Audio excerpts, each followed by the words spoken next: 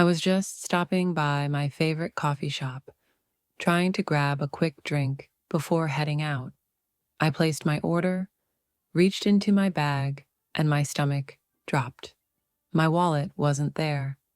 Embarrassed, I told the cashier I'd left it in my car and would be back in a second to pay. My car was parked right outside. It wasn't a big deal. Before I could take a step, the man standing behind me spoke up. "I got it," he said, already pulling out his wallet.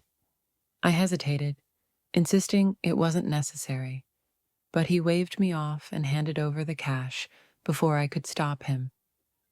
I forced a polite smile, thanked him, and made some small talk while we waited for our drinks.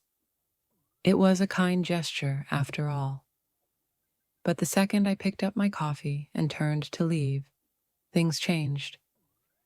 He followed me out, a little too close, and casually asked for my number. I tried to be gentle, not wanting to embarrass him, and simply told him the truth. I was on my way to see my boyfriend. His entire face darkened. The friendly stranger from moments ago was gone. Without a word, he reached out, grabbed the coffee he had just bought for me, and with a sudden, violent motion, hurled it across the street. Then he turned back to me, his voice dripping with fury. "You led me on," he spat. "What kind of bitch does that?" His words hit harder than they should have.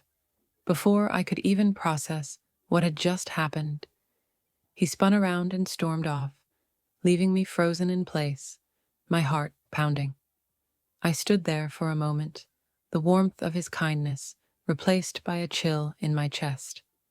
Then, without saying a word, I walked back to my car, grabbed my wallet, and went inside to buy myself another coffee. The owner had seen everything. As I was leaving, he pulled me aside and shook his head. "That guy's done this before," he said, his voice low and angry. "But this time was the last. He's banned." I nodded, but the coffee didn't taste the same anymore.